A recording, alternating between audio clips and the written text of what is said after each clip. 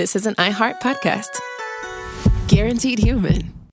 With no fees or minimums on checking accounts, it's no wonder the Capital One bank guy is so passionate about banking with Capital One. If he were here, he wouldn't just tell you about no fees or minimums. He'd also talk about how most Capital One cafes are open 7 days a week to assist with your banking needs. Yep, even on weekends. It's pretty much all he talks about, in a good way. What's in your wallet? Terms apply. See CapitalOne.com/bank. Capital One, N.A., member FDIC. In Orlando, meetings reach another level thanks to a growing list of award-winning restaurants, a world-class convention center, a great hotel community, easy access through the airport, and, of course, the weather. Andrew Moyes, VP of Fan Expo HQ, had this to say about Orlando. Luxury hotels, Michelin restaurants, easy access through the airport, all those key things feed into the proper executive experience. And while you may know Orlando for its attractions, industries like healthcare, aerospace, and advanced manufacturing make it a hub for cutting-edge businesses. And that's what makes Orlando unbelievably real. Learn more at orlandoforbusiness.com. Welcome to Stuff You Should Know from HowStuffWorks.com.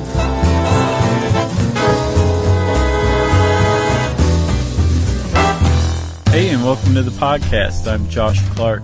There's Charles W. Chuck Bryant. There's Jerry. If you put us together in a room, get a little air conditioner noise going. Black out the windows. It's stuff you should know. Put egg crates on the walls. Yeah. Bring in a cup of water for me and I got nothing. whatever. Why don't you have 4 beverages? I don't know. It's a weird day. That is so weird. They're out of Pellegrino. Yeah. I know. I'm That's very just kind of strange. sitting here. I've never seen you without a beverage within 3 feet of your body. And I also am really tired of the coffee here. It's not okay. Oh, really? Oh, man. Are you drinking it right now? No. Water. Oh, okay. Good for you, Jack. Chuck. Oh, yeah, that's right. Although it's funny, over the years when I go into restaurants, usually some sort of an ethnic restaurant, and they ask for my name and I say Chuck, they almost always say Jack. Oh, is that right? And I just go with it. Yeah. I'm like, yeah, Jack. Because what kind of person's like, no, get my name right. Right. On the little thing you write down on my ticket. Yeah. You just grabbed the thin man by his lapels. Yeah, I didn't care. Well, that's the perfect segue into what we're talking about today, Chuck. Yeah. Jack, the death tax. That's right. One of our scintillating internal revenue centered casts. Mm-hmm. I mean, we have done These a are hot. bunch of tax-related episodes, if you think about it. Yeah, this one, I'm surprised we haven't done this one. And actually, I didn't check. We haven't, right? I checked. We have not. Okay, good. Yeah. Yeah, but it did seem familiar here or there, but I definitely double-checked. Yeah, I thought it was pretty interesting, especially a lot of this will be the history of it, which basically is, we're going to war. Let's get the death tax going. Right, exactly. The rich are getting too rich. Let's get the death tax going. Yeah. So we should probably say what the death tax is. And actually, death tax, we should be saying death taxes, because there's a couple of different kinds of death taxes. And that's basically the term that's used by people who aren't in favor of death taxes. Right. To kind of make it seem like it's just a stupid idea. Like you have to pay a tax to die? Come on, people, snap out of it. Yeah. You know? So basically you have 2 types of death taxes as it stands right now here in 2017. You've got, at least in the United States, you have the estate tax and you have the inheritance tax. Correct. And both of them are basically death taxes. Mm-hmm. The estate tax is where, you die, you have an estate, and your estate is the total of all of the stuff you own and all the debts you have. So the first thing that happens to your estate, your debts get paid off. Sure. And then your executor gets paid off for their troubles. Yeah. Your funeral gets paid off, and then Uncle Sam's standing there with his hand out. So Josh saying, got "Lay it shot on." out of a cannon that costs $45,000. Right. Take that off the top. Yeah. So Uncle Sam's standing there and he says, "Hey, lay it on me, guys. I want 40% of that." That's your estate tax. Yes. Then after that, in some states, the money goes to the heirs, and then the states come along and say, "It's our turn now." Right. And because, states' rights aren't what they used to be, right? And then your city comes along and they want theirs, and then if the city your comes next along, you door don't have to listen to them. Then your next door neighbor comes along and say you didn't pay the neighborhood tax on that. Right. Can I have my lawnmower back? Basically, if you die in a state that has inheritance tax, you're going to pay an estate tax and an inheritance tax on your estate after your death. You won't care, but your heirs will. Yeah. And you may care every moment leading up to that last one. After that, you'll be fine. I think the Beatles had it right on the money there with that song. Come Together? You're like, Lucy in the Sky with Diamonds? No, Taxman. It's a great song. If you drive a car, I'll tax the street. If you take a walk, I'll tax your feet. It's very libertarian. Yeah. Come to think of it. Right. In the background, if you play it backwards, it goes, "Who is John Galt?" Did we do one on backmasking? No. All right, we're going to do that one day too. Okay. All right, so you just described the estate tax. I described both. Okay, you said the inheritance tax? Yeah. Okay. That's the one where the state's like, can we have our cut too? Right. Where they tax your heirs, not your estate. Yeah, like after you get the dough, then you're taxed. So you're right. Both of those together make up the death tax. And, over the years, it's been debated both economically and philosophically. Mm-hmm. And I guess we should go back in time in the Wayback Machine to ancient Egypt if we fire it up.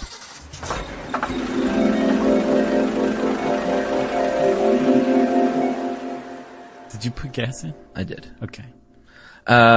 So if you go back to ancient Egypt, they actually have existing papyrus that tells the story of men basically either trying to dodge paying a death tax or paying a death tax. Right. Two different versions of that story, I guess, depending on who the guy was. You could tell which one you're supposed to do because the guy dodging it he was in the middle of a circle with a slash through it. That's right. Don't be this guy. And of course, in ancient Rome, they were big on trying to modernize everything, and that, of course, meant the tax code as well. Mm-hmm. And Caesar Augustus instituted something called the Vicesina Hereditarium. Is that right? I think so. My Roman's not what it used to be. Hereditarium. Apparently, that translation is 20th penny of inheritances and tax successions, legacies, and donations after death. Right. They should have just called it death tax. They should have. Whoever came up with that, I couldn't find who did, but it's pretty clever. And like I said, there's long been debate, even in ancient Rome. Mm-hmm. There were exemptions for close family back then. You could give away some charitable donations, which is, kind of similar to what you can do today. That's a very long-standing tradition, and it should be. I mean, like if you want to give a bunch of money to a charity, man, that should be unfettered. Yes. And in fact, you should maybe even get a little tax break for that. Sure. As people do. At least a pat on the back from everybody in your community. And then Pliny the Younger, not the elder beer man. Which one's the one that's so hard to get? I think Pliny the Elder is the beer that's hard to get, right? I don't know. It might be the other way around. So there's a Pliny the Younger beer as well?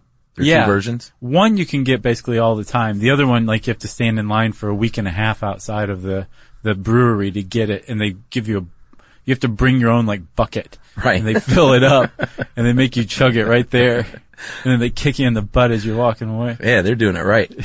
Well, regardless of, I'm not sure which one, Pliny the Younger criticized this tax, and he's like, you know what you're doing? You're taking advantage of people, of these families that are distraught over the death of a loved one. Yeah. How unfair is that? I would guess that Pliny the Younger may have been rich from that quote. I bet you're right. Yeah. Where else? We can go to England and France. Yeah. We jumped over several centuries. Well, yeah, sure. I don't know, though, if the Holy Roman Empire was into death taxes, but by the time we arrive in, feudal England, that still would have been the Holy Roman Empire, I think, in the 13th century in England. By the time they founded the Magna Carta, death taxes were so unpopular that it's like one of the first clauses of the Magna Carta. Yeah. Like, you gotta lay off on the death taxes. You could do them, but not so much. I think that was the verbatim quote in the Magna Carta. Every time I hear Magna Carta, I think of Johnny Dangerously. Did you see that? Uh-huh. I don't remember that. I think it's the end when they're taking, walking maybe Johnny to his execution, and they have the fake priest, and he's doing this fake Latin. He goes, Magna Carta, Master Charga. It's just so dumb. Whenever I hear Magna Carta, I think of that one Simpsons where Marge is training to be a realtor, and Lisa's teaching her like that if you make a song out of what you're trying to memorize, you'll remember. She's like, in 12:15 at Runnymede, doo-dah, doo-dah. It's funny, there's historians out there right now going, when I hear Magna Carta, I think of the Magna Carta. Right, exactly. You two imbeciles. You dunces. But moving on to the United States, because that's mainly kind of what we're talking about here with the death tax. It was debated in Scotland, which carried over eventually into our own founding fathers, but some notable philosophers and economists, and they used to be very heavily tied, which I think is interesting. Yeah. Philosophy and economics. Yeah. I guess it still is in some circles. Yeah, I think economists like to pretend that's not the case, but I think you're right. I mean, there's a certain philosophy to it. But we talked about people like John Locke and Bentham and Adam Smith before, and they've kind of remained lockstep with their principles on the death tax. Right. So Smith and Locke were saying, no. That is not the government's role to tax a person's heirs after they die. Blackstone, the very famous magician, said, no, we absolutely should be taxing people's estates when they die because we want to prevent dynasties. And finally, somebody in history comes out and says it. Like, that's basically the point of the estate tax. Yeah. And then I think Jeremy Bentham said basically the same thing. Like, yeah, wealth should not be able to grow exponentially in a single family. That's bad news.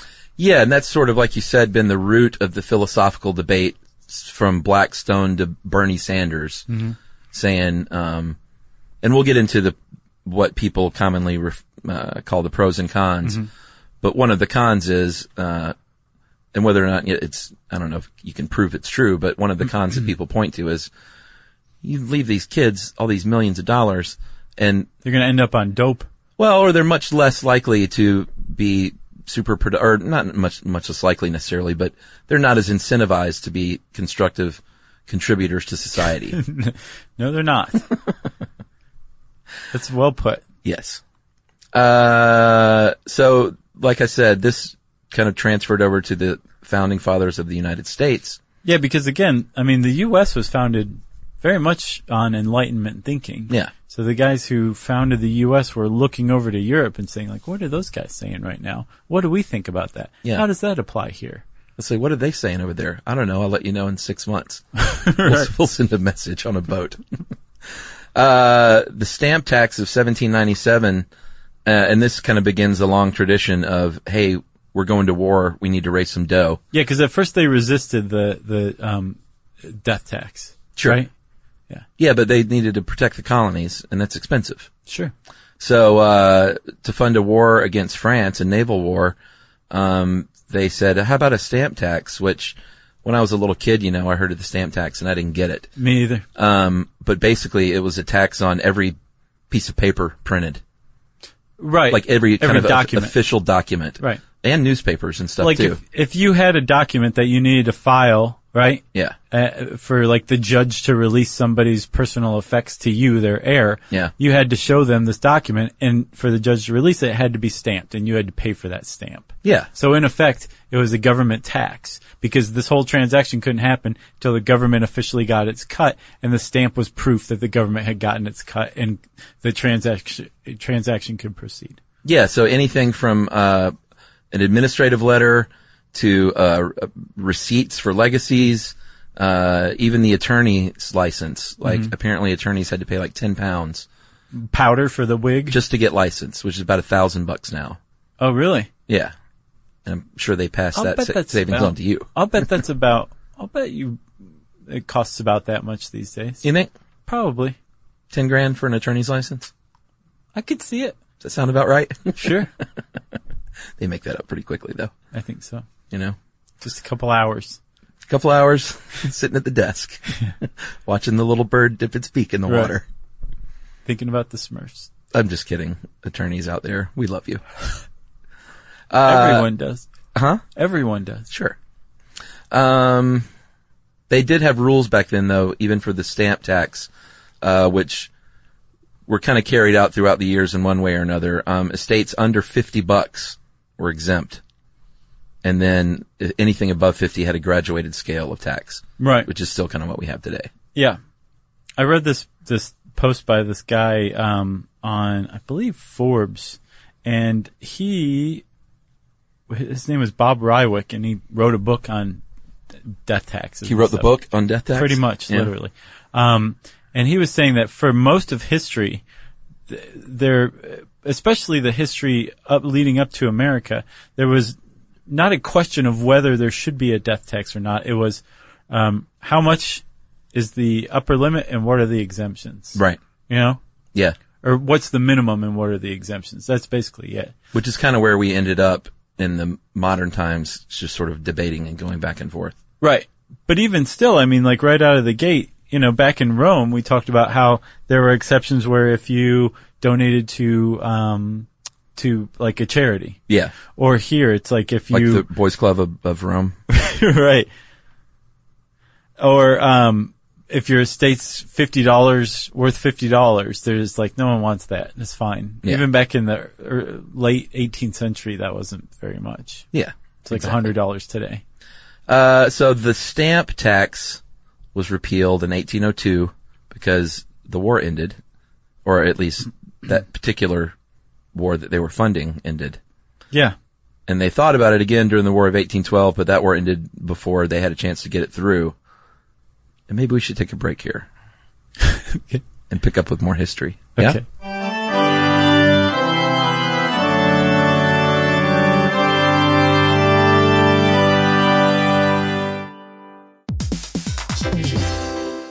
Hey everybody, we're here to talk to you about Wayfair, who believes that spaces should be functional, they should be comfortable, they should be well designed, and they can be well designed by you with their help. Your updated space should feel more comfortable, inviting, and practical for everyday use. And we're talking about outdoor seating. We're talking about grills. We're talking about major appliances. If you need storage solutions, Wayfair can help you out. Patio lighting, rugs, decor. It is your one-stop shop for home. Yeah, I mean, it's getting nice out, so it's time to think about living outdoors for the next few months. And Wayfair knows that outdoor furniture, it's heavy, it's intimidating to assemble. So Wayfair has stepped in and said, we're going to handle the hard part so you don't have to. That's right. You can shop Wayfair Verified, your shortcut to the good stuff. And that means their team of product specialists are going to vet everything by hand using a 10-point inspection, testing things like, quality materials, functionality and features, and even how long it takes to build that piece of furniture. And the overall experience save time, reduce hassle, and improved convenience. Patio season is here, and these deals won't last. So head to wayfair.com right now to get your outdoor space ready for way less. That's WAYFAIR.com. Wayfair, every style, every home.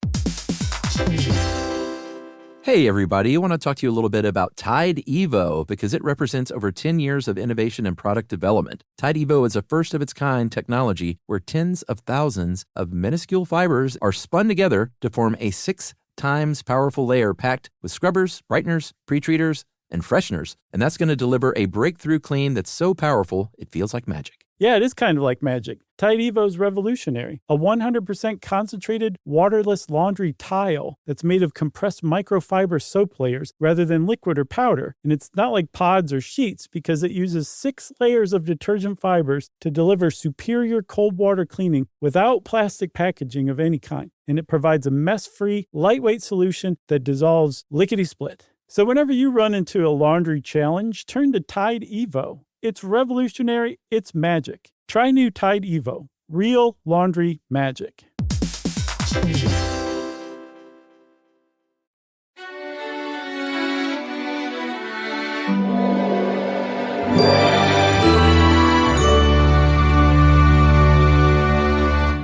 So, Chuck, naval war with France, funded by the Stamp Act.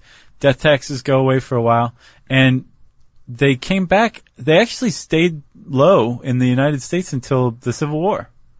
Yeah, and we should point out these death taxes didn't fund entire wars. They, there were many other taxes involved for this stuff. Right. Okay. So, and when I mean stay low, I mean like non-existent, not Yes. that the rates were low. So, in the Civil War, death tax came about, and it was different than what had been proposed with the Stamp Act. So the people who received the inheritance were the ones who were taxed. So it was an inheritance tax, not an estate tax, right? Yeah, and it wasn't like, hey, we're going to tax these stamps, which is really kind of a roundabout way of making a estate tax. Right, exactly. This was like actual tax. Your uncle died. You got that money. Give us some, or we're going to break your legs. Yeah. All the 4 Italians. Right.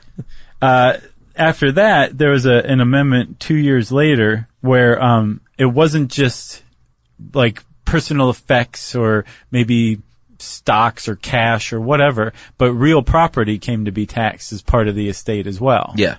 And then lastly, I think in 1870, or no, as part of that 1864 amendment, there's also a gift tax. And this is a big loophole that people would take advantage of. Yeah, it's funny how like early on even people were like figured out a way like, oh, well here's what I'll do. I'll just sell my assets and for even if it's for even less money just to get it off the books. Well, to my kids or something like that. Yeah. Yeah. Like my dad sold me a car once for $1. Nice. That's a sweet deal. Yeah, it was all right. Did you pay him in like pennies? No, he actually wanted the $1. And it ended up costing me like a lot of money in repairs and stuff. Really? It was sort of not a great deal in the end.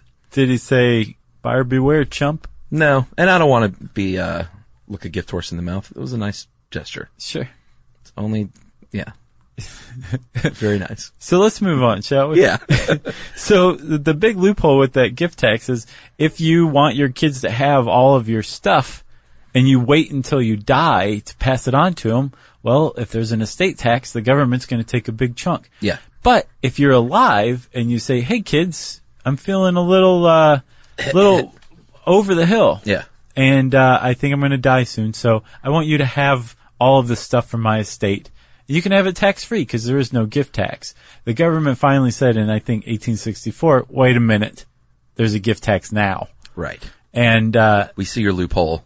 But I think they even made it, the gift tax was still less than it was for an estate tax or an inheritance tax. Yeah, I think so. So it was still advantageous if you were a very wealthy family to pass on your estate while you were living than it was to leave it after you died. Right. But it would still be taxed. They would eventually equalize those, right? Later on, yeah. Yeah. But not for a few decades. All right. So let's get into the 20th century here. Industrialization, one of the byproducts of that was it led to a concentration of wealth. Right. For a lot of families. So the government was like, all righty. See all you wealthy families out there thinking you can earn all that money and keep it and pass it to your kids. Mm-hmm. And they can pass it to their kids. We want our cut. And it wasn't just the government. As a matter of fact, I'm not sure how much the government had to do with it, but there was a populist movement that arose. Yeah. That was basically like, we want our cut. And, Wizard of Oz was written during that time. Oh, really? Frank L. Baum, the author of The Wizard of Oz, was a populist, and there's apparently it's a big populist allegory. Yeah, lots of it. Like the Yellow Brick Road is some commentary on the gold standard. Right. The fact that it's in Kansas has to do with the agrarian roots of the populist movement. The Scarecrow is I don't know, Elvis. Sure. Something weird like that, right? Yeah. Put on some Pink Floyd. Right. So there was this big movement, and part of this big populist movement was, hey, there's a lot of really wealthy people here. You guys should stop this procession of wealth, you guys being the government. And they started to get there. There was an income tax instituted in 1894. Yeah. I didn't realize this. I thought the first income tax came later in 1916, but they took a crack at it in 1894, but it was ruled unconstitutional for reasons other than the fact that it was an income tax. Or a death tax. Right, but it was ruled unconstitutional, but not because of the death tax. Gotcha. For different reasons. So they said, we'll get that income tax, don't you worry. Right. That's plenty constitutional. Just wait 20 years. 22 years. Then comes along another war, the Spanish-American War, and they instituted the War Revenue Act of 1898. And this one looked a lot like the one that we have today. Right. Well, it was an estate tax rather than an inheritance tax. Yeah, and it had familiar exemptions. This time, under $10,000 left to a spouse was fell under the exemption, and the rate of tax depended on, of course, how big your estate was, and then who you were giving it to. Yeah, and those are still around today in a lot of places. Yeah. If you are somebody's nephew, you're probably going to pay the full bracket of taxation. Oh, If really? you're- Does it vary according to, Yeah, according to who you are. Or if like you're a drinking buddy, you're going to pay the full amount. If you're like a grandchild, you pay less than the drinking buddy, but more than the spouse. And then the spouse is usually, and has been for a very long time, whenever there's an exemption within estate tax, the spouse is usually completely left alone. There's no tax if the entire estate goes over to the spouse. So that's the current rules too? Yeah. Boy, I need to look up drinking buddy, because I got to take care of Clem. Right. Well, Clem's going to pay through the nose, I'm afraid. Oh boy, he's not going to like that. He's really counting on me dying, Right. leaving him my podcast fortune. So with that one, the War Revenue Act of 1898, again, war ends in 1901. Congress repealed the tax.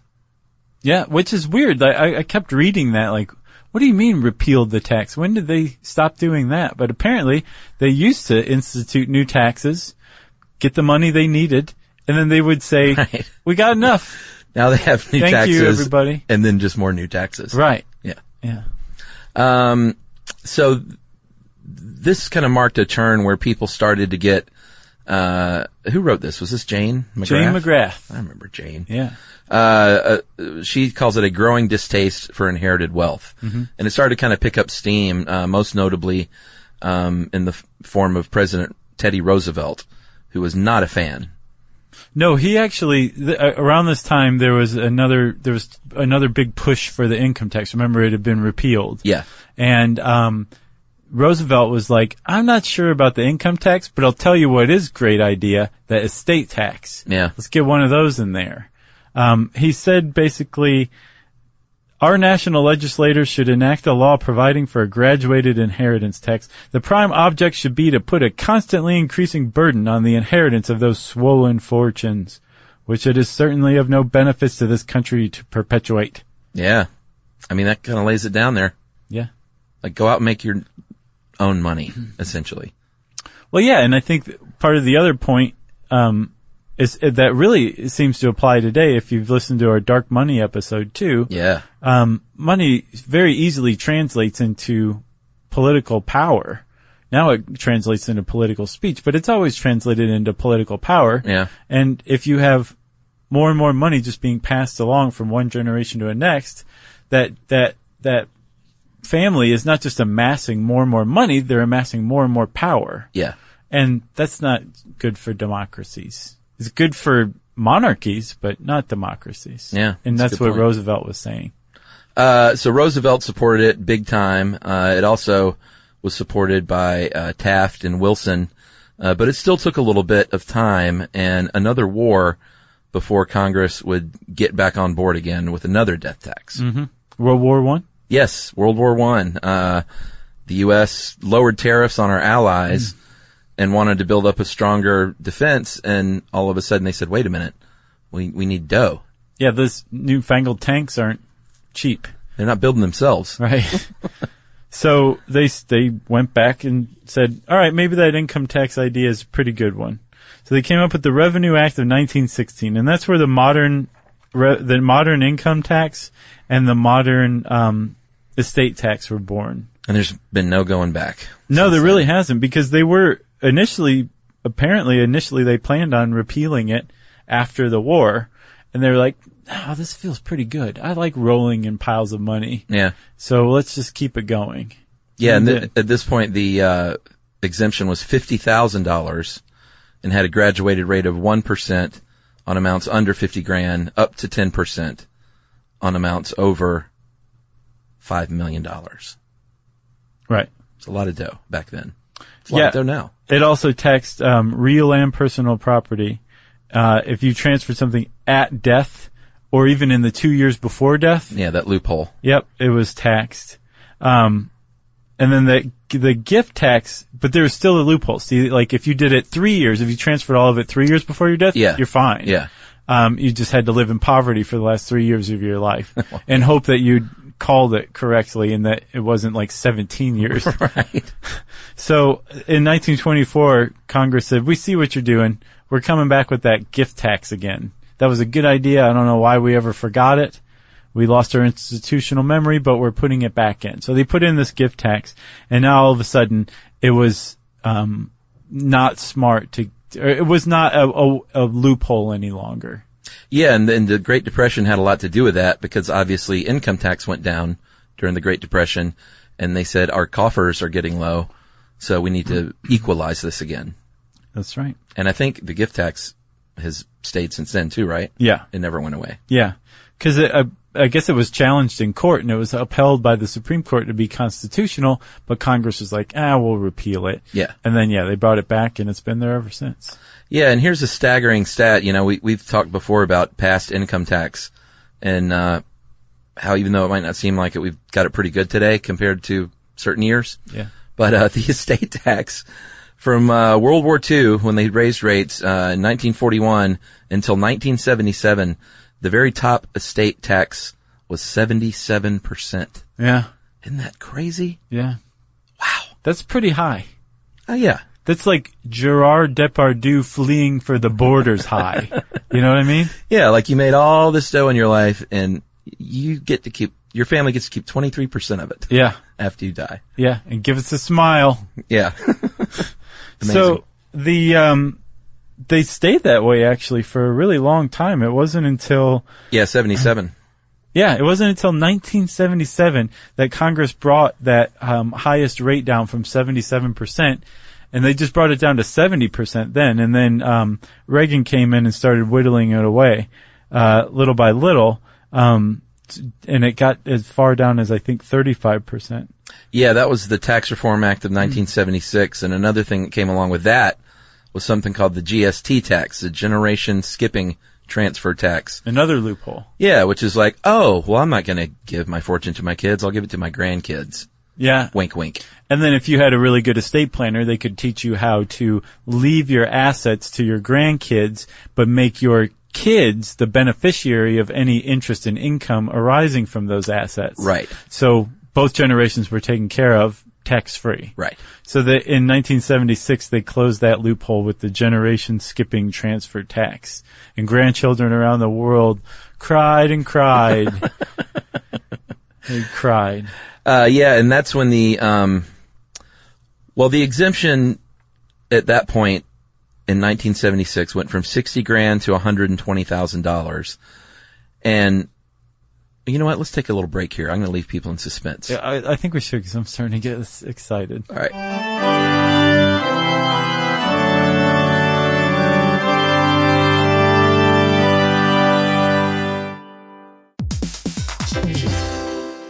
Hey everybody, I want to talk to you a little bit about Tide Evo because it represents over 10 years of innovation and product development. Tide Evo is a first-of-its-kind technology where tens of thousands of minuscule fibers are spun together to form a 6 times powerful layer packed with scrubbers, brighteners, pre-treaters, and fresheners. And that's going to deliver a breakthrough clean that's so powerful it feels like magic. Yeah, it is kind of like magic. Tide Evo is revolutionary. A 100% concentrated, waterless laundry tile that's made of compressed microfiber soap layers rather than liquid or powder. And it's not like pods or sheets because it uses 6 layers of detergent fibers to deliver superior cold water cleaning without plastic packaging of any kind. And it provides a mess-free, lightweight solution that dissolves lickety-split. So whenever you run into a laundry challenge, turn to Tide Evo. It's revolutionary. It's magic. Try new Tide Evo. Real laundry magic. The springtime thaw is finally here. Flowers are blooming. Days are longer. We're saying yes to more plans and finally getting outside. Running, walking, just moving again. It's the perfect time to upgrade your everyday go-tos with Bombas. Take Bombas Sport Socks. They're super comfortable and designed with sport-specific tech for running, cycling, yoga, hiking, you name it. I use them to run in, and I can tell you they work beautifully. So head over to bombas.com and use code SYSK for 20% off your first purchase. That's BOMBAS.com, code SYSK at checkout.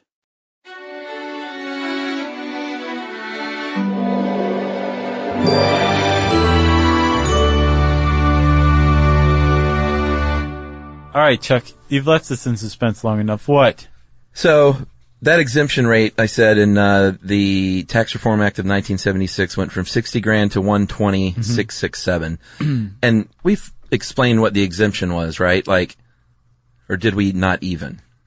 I feel like we did, but if not, Just make it more clear. The exemption is where if the value of your estate comes, and that's part of the process, is everybody goes in and says, this is worth this much. No, it's not. Yes, it is. No, it's not. And then they come up with the value of your estate. If that value was less than 60 grand at that point, then you could transfer it to Clem tax free. Right. It's exempt below the level of 60 grand. Okay. So super clear. So that rose to 120 grand and change. And then in the 1990s, things kind of started rolling a little bit. We had this, a big budget surplus. I remember that. Yeah, the good old days. And then George W. came along and said, you know what we're going to do? We got this big surplus. We're going to start giving it back to the American people, and especially the wealthy American people. And the threshold really started climbing. Yeah. Like it went from in 2009, it had climbed to $675,000. Not bad. And it jumped from $675,000 to $3.5 million. Yeah. In 2009. So it went from the 80s the 70s, 120,000 to 30 years later, $3.5 million. Yeah. The exemption was. Yes. That is quite a climb. But it had an even more astronomical climb from 2009 to 2013. Because it went, Chuck, in the Taxpayer Relief Act. So remember, George W. came in and said, hey, it's not government's role to have a bunch of taxpayers' money and you don't know what you're going to do with it. Give it back. Yeah. I'm the man who's going to get it back. And like you said, certain people got it back. Some other people got it back, but it was a transfer of wealth, right? Yeah. Barack Obama came in and said, you know what? That was screwed up. I'm going to get some of that money back for everybody. I'm going to tax the wealthy. I'm going to get rid of these so-called Bush tax cuts, which is what they were called. Yeah. And he didn't at all. As a matter of fact, he signed into law in 2012 Yeah. the Taxpayer Relief Act of 2012, which took the Bush tax cuts, which had expired already. Yeah. But then had been extended temporarily for 2 years. He took those Bush tax cuts he campaigned on getting rid of and actually enshrined them in law. And now for the indefinite future, the exemption is up to $5 million for an estate. Yeah, more than that now, actually. So it must have been at least 5. Well, it's indexed for inflation. Yeah, so now for 2016, it was 5.45 million. Right. For a single individual, 10.9 for a couple. For a couple, yeah. And then the tax rates were set at 40% maximum. Right, and that's after it had gone down to 35% under Bush. Right. So I think that was part of the compromise. Yeah. And like, let's bring it up to 40%, but let's basically make it permanent at 5 mil. yeah. And there was even a year in there. This is crazy. Do you remember this? This whole back and forth, like getting rid of the Bush tax cuts, what's going to happen? 2010. Yeah. And in 2010, there was, I guess they didn't sign a paper fast enough or something, but there was no death tax in that year. So if your wealthy Aunt Gladys died in 2010, yeah, you lucked out. Because the very next year, those cuts got restored, or those gift taxes or estate taxes got restored. And don't think that there weren't some people in 2010 that were peeking in on Aunt Gladys holding a pillow in their hands. Right. Yeah. Just you sleep now. Yeah. That's not funny at all. Killing a relative for their inheritance is not funny. No, it's not. No. Certainly not in practice. So here's the deal, and we're going to get to the pros and cons in a second. But like I said, from for 2016, because of inflation, $5.45 million is the lifetime exclusion amount. They have this chart that you can basically throw out the window that says, like, if you have a taxable estate of $400,000, you'll owe $70,000 plus 34% of $150,000 because you have to pay percentage on the amount in excess of the lower limit. It's all mind numbing if you're just a layperson. Right. But throw that all out the door, because anything under 5.45 million, let's just call it $5.5 million bucks, is under that exclusion amount. But here's the weird part, because it's the United States and we can't just make things simple. It's a unified credit is how it's structured. So what you have to do is you have to structure it to pay on the full amount, and then they give you a tax credit back. Oh, that's just not to make okay. things convoluted. That's not okay, though. You pay the full amount, and then they're like, and then we'll pay you back what you. I don't think you pay it. Actually I think owe. it's just in the computation. Okay, well, that's different. But it still seems just unnecessarily convoluted. Sure. Like, you should just knock it off the top. All right. And see what you got left. Here's the other trick. Okay. If you have a lot of money. And we should say that we do not qualify as tax experts. Oh, yeah. Or if we're giving tax advice. Dude, if you're subject to the estate tax and you're using our tax advice. No. How did you come up with that money? Yeah. The gift thing. There's an annual gift tax exemption of $14,000 per person. Oh, yeah. So if you have 3 kids. That's per year. Yeah. Okay. If you have 3 per person per year. So if you got 3 kids and they're all 3 married and they have 10 kids between them. And they all are successful. They don't have drug habits or anything like that. Right. You can give $14,000 a year to each one of them per spouse. So that's $448,000 a year to those 3 kids, their 3 spouses, and those 10 grandkids. And if you plan ahead way before your death, you could potentially give away all your money 100% tax free by the time you die through gifts. So that seems legit to me, because that is clearly middle class. It's upper middle class, but that's middle class. That cap. The $5 million? No, that gift tax. Oh, yeah. That cap of $14,000 a year. That's not going to help funnel a massive estate tax-free onto the heirs. But it does give a break to middle class, upper middle class, but middle class families. Well, but you would only be giving that away, though, if you were going to be above the $5 million, right? Because anything under that is exempted, so that ain't middle class. No, that's true. You're right. You know? Oh, okay. Well, that was a stupid thing for me to say. So if you're out there thinking, even with a deduction, a 40% rate is a lot of money on an estate tax. They give an example here in this article. Let's say you have a $7 million estate. Right. Knock off the $5.45 million. That's $1.55 million. Okay. At 40%, that's about $620,000. So if you then look at that for the whole $7 million estate, that's only about 9%. Yeah, and actually I saw a 2013 Brookings study, Tax Policy Institute, I think, study found that in that year, of all of the estates that had to pay taxes, they paid an average effective rate, what they actually paid, of 16.6%. Okay. So after nothing like 40%. Right. And in that same year, there's another one too. There's a lot of objections. We should talk about some of these objections, right? Sure. Some of the objections to this is they go into 2 tranches. One is that this kind of tax stifles investment, that it is the very wealthy and the very rich who are really the economic engines of America and capitalism, because they introduce capital to the markets, and that's what drives the markets and makes the economic engine hum, and we're all better off as long as the wealthy are pumping money into this. Well, if we don't let the rich pump more money into it, meaning the government comes along and says, your father just died, give us 40% of that vast estate that you just inherited. Well, that's 40% that's going to Uncle Sam rather than potentially into the markets. Yeah, and also some people would say, hey, that's a tax for being successful.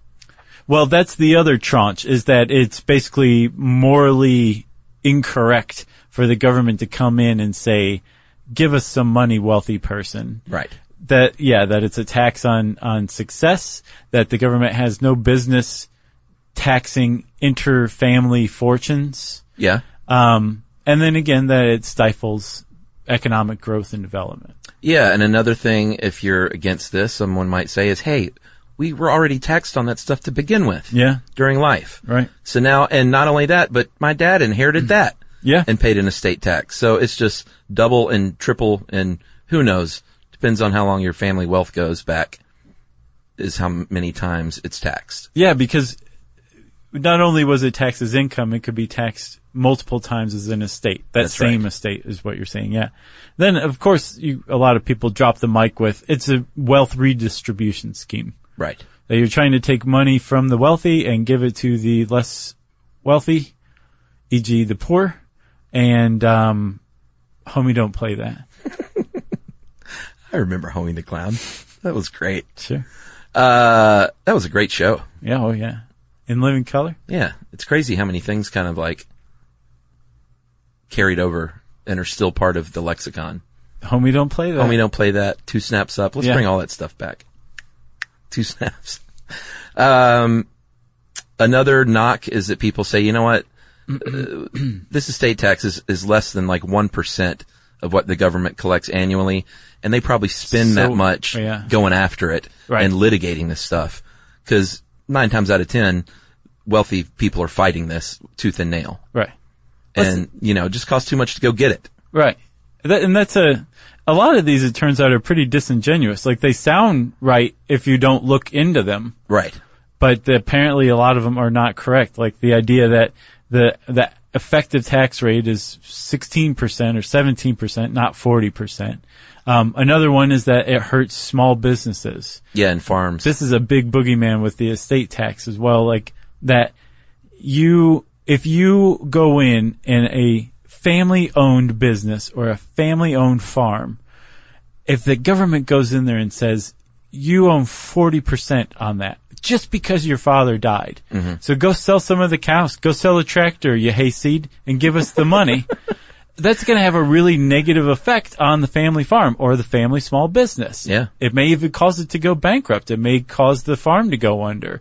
That's not good. The government can't do that. Yeah, you hear that and you think, of course, that's awful. Right. But the facts don't bear that out, correct? Right. That same 2013 Brookings study found that in 2013, 20 small businesses and farms owed any estate tax at all. And on average, those 20 small businesses and small farms that did have to pay estate tax paid an average of about 4.9% of the value of the estate. Okay. There's special rules, especially for calculating the value of farmland for estate taxes in particular, that reduces their value. Right. So that the tax is inherently lesser. Right. Another reason someone might say that they're unfair, might say that they're fair, is what we alluded to a little bit earlier about the concentration of wealth is not a good thing, not just economically, but when it comes to power. And it's dangerous to a democratic society to have the influencers of this country be so few and only influencers because they have so much. Right. And the average Joe's voice is lost. Yeah. In the process. Yeah, I saw somewhere somebody pointed out that the estate tax is the most progressive part of the entire U.S. tax code. Oh, yeah. Because it truly only affects the people who actually can afford it or who are actually wealthy. It has no undue or disproportionate burden or any burden on people of lower socioeconomic status. Yeah. Or even middle socioeconomic status. Yeah. Something like 0.2% of 1% of households are subject to the estate tax in the United States this year, I think. Oh, really? 0.2% of 1%. Oh, wow. Yeah. That's not much. Yeah. That's true. And then another one to address the idea that it doesn't bring in very much and the government spends more money than it takes in. Oh, like fighting it? Yeah. Yeah, or fighting for it. Supposedly, I saw estimates of $200 billion. I saw one estimate of $275 billion between 2017 and 2026 is how much they expect the estate tax to take in, which isn't much. It's like less than 1% of the government's tax revenue. Yeah. But the author of this one article I saw pointed out that's like the combined budgets of the FDA, the CDC, and the EPA combined. Right. So it's actually paying for stuff, you know? Yeah. And apparently it costs about 7% for enforcement and administration. Gotcha. Whereas income taxes cost about 14% to chase down deadbeats. So there's that. It's about half. Estate tax problems debunked. You got anything else? No, I thought that was fairly interesting for someone who doesn't like. I go a little foggy when I start talking about finance and taxes, but for some reason, this one kind of interested me. Do you do your own taxes? No. Oh, I love it. No. I love it, man. I love doing taxes. Not only do I not like it, but I would say that I can't put a percentage on it, but having a professional involved really, really financially is beyond worthwhile. Like 1,000% worthwhile? Yeah, for what they can save you.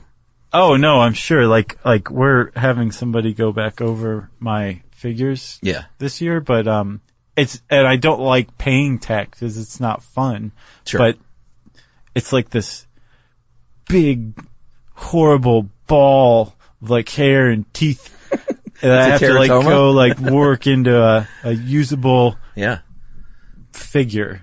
I got to turn it into a gummy Venus de Milo. So you take a teratoma and you form that into a beautiful statue. Right. With no arms. And then I cry.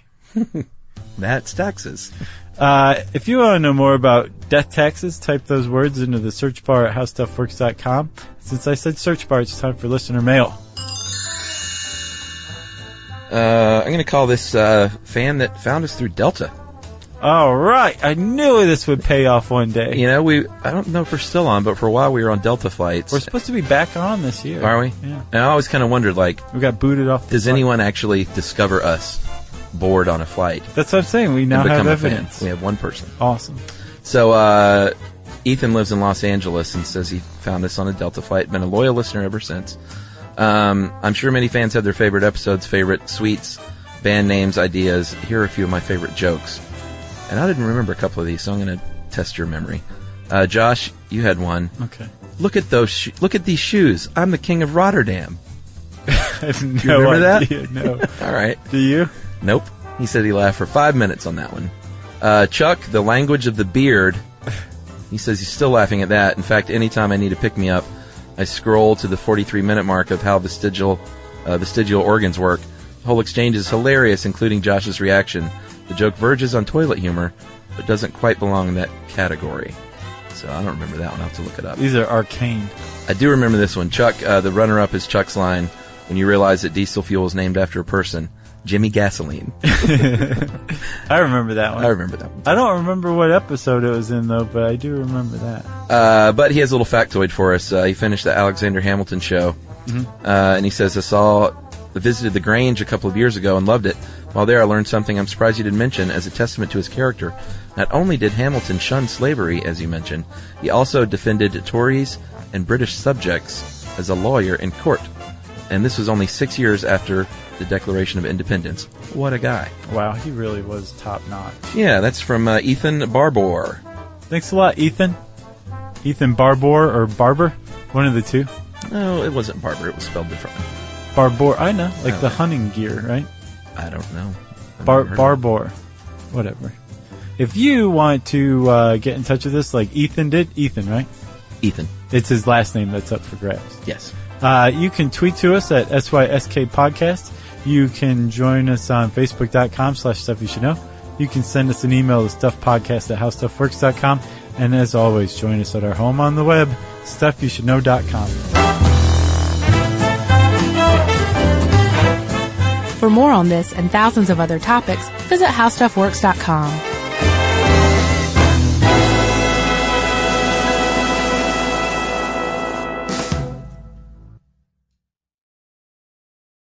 If audiobooks are your thing and you've been meaning to listen to more of them, you should check out a podcast called Earsay, the Audible and iHeart Audio Club, hosted by Cal Penn. Each episode spotlights standout audiobooks on Audible across all kinds of genres: sci-fi, comedy, romance, thrillers, and more, with Cal talking to guests who help break down what makes each story worth listening to. It's a fun, easy way to discover your next great audiobook. Check out Earsay on the iHeartRadio app, Apple Podcasts, or wherever you get your podcasts. When it comes to small business, people want to talk to people, not bots, not voicemail. Your customers or clients want a real human connection, and that's exactly what they get with Ruby. Ruby is the virtual receptionist company that takes care of your callers when you're unavailable, in the middle of something, or just don't want to pick up. They can answer, screen, and transfer calls, as well as take messages, collect payments, book appointments, and more, all while saving you time and making the people you serve feel special. It's available 24/7, 365 days a year, and is 100% based in the U.S. See how it works at ruby.com, or better yet, give them a call at 844-900-RUBY. This is an iHeart podcast. Guaranteed human.